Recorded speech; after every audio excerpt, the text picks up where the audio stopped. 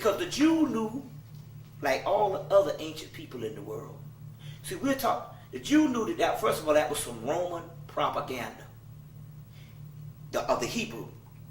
He knew, just like the Egyptian knew, just like the Greek knew, just like the Mesopotamian knew, like the Babylonian knew, like the ancient Africa knew, that the Christ that is to come can only come one time in history. First of all, there's two things. First of all, Christ is a title. And we all are the living Christ, because Christ is the level we can rise to.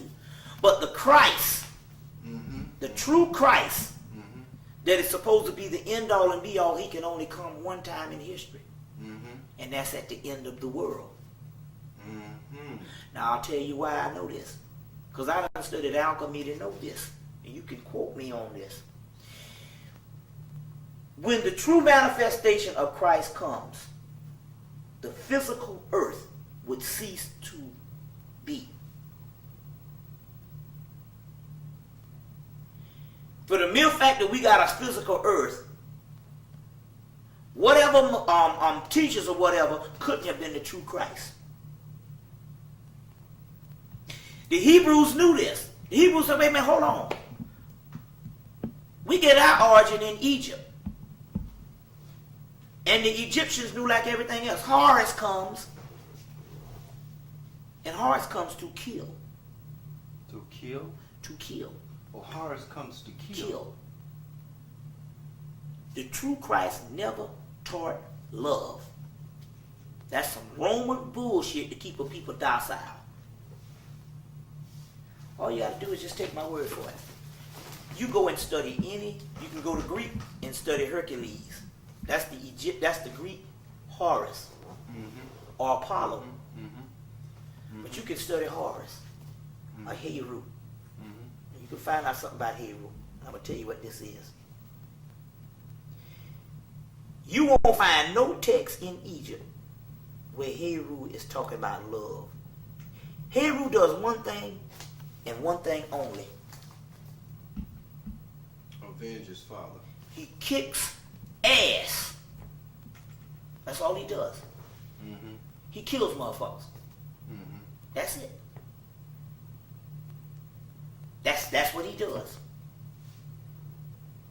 The Greek version is Hercules, which is the same story, because he don't do but one thing. From the time he born to the time he die, he kills everything in sight. Cleaning house. So the Hebrews knew. They knew that when they was talking about a person coming by talking about all this love and all this kind of thing, they said the true Christ coming back to kill the world. You see what I'm saying? Get the house in order. He's the God of Ecclesiastes with the blood on the sword. He's the God of Revelation. They had blood dripping from them. But the Romans came in on the end of time. The end of time. That's the only time the true Christ can manifest on the earth. Otherwise, we are all the race of Christ, Christos anointed one. We all have melanin. But the Christ that we're talking about here is this seed that I was telling you. Now they have isolated this thing. They can tell you this stuff in science. In astrophysics, they say there's a seed that is the only thing that is not it's the only thing that's in this universe that's not of this universe. It's from the outside known universe. And when that seed manifests itself, it will explode everything on this planet and destroy the universe, and we'll go back to the original existence. If any man came saying he was the Christ,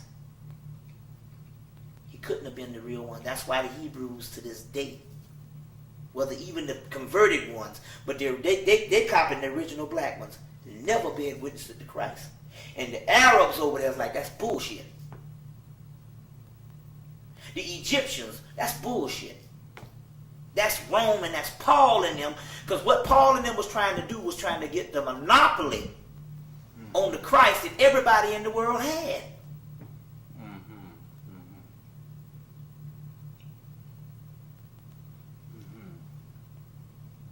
You see what I'm saying? And the Romans say if we can get the monopoly on this Christ, we can rule the world with this thing. You see what I'm saying? So they literally tried to corner the market on the Christ that was all around the world. It is irrational for a Japanese man to worship a Jewish savior. It is irrational for a blue-black African to worship a white man.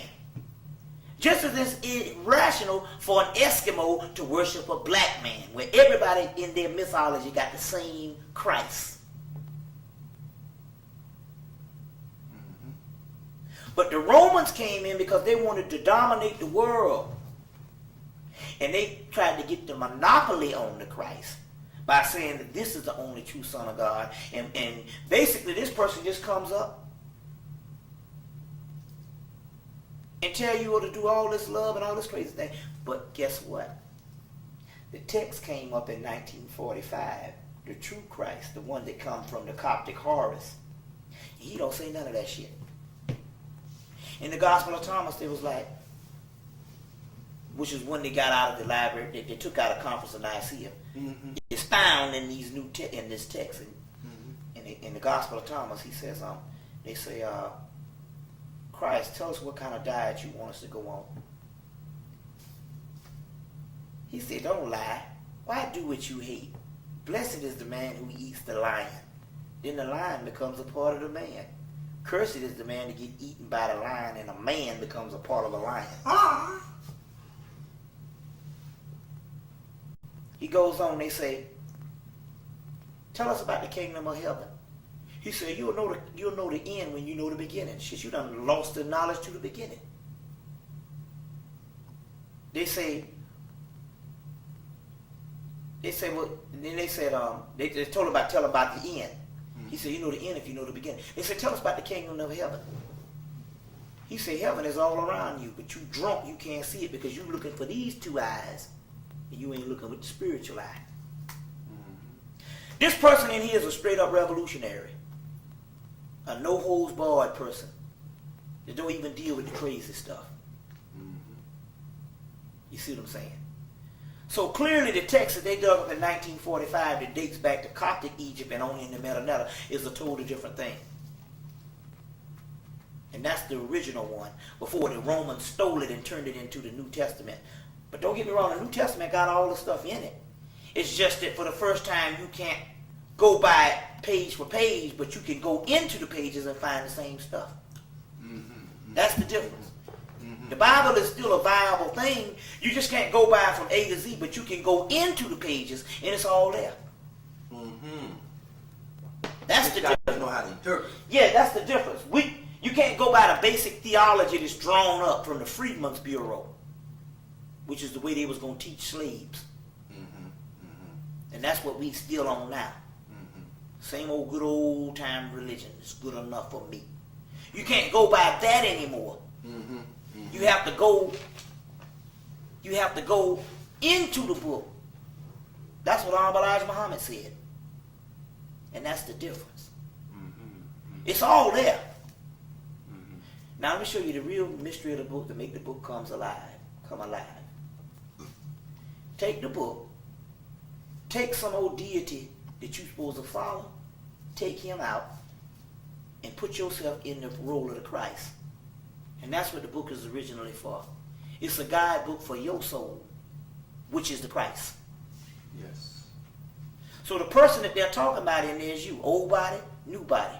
Old Testament, New Testament. If you take the book, just as I have done great works, greater works ye shall do. Is it not written in the law that ye are gods, and the scriptures cannot be broken? John chapter 10, verse 34, 36. So it means you're supposed to take the book as an esoteric book. And everywhere you see Jesus or the Christ, you identify that as your soul. Then the book comes alive. It's just when you start following it and thinking some cracker coming back or some black man coming back. Black man come back saying, I'm the Christ. I say, okay, good. You take these bullets. Now, if you take these bullets and you take them, and don't be on that flow, then maybe you have a chance. I might follow you. But the esoteric teaching was a mystery system book, just like the Book of the Dead, which is a passage to the soul, and you are the Christ in it. So it's a role-playing book where you get through the journey. You go on a journey, and at the end of the journey, you become illuminated. That's the real message, and that's the difference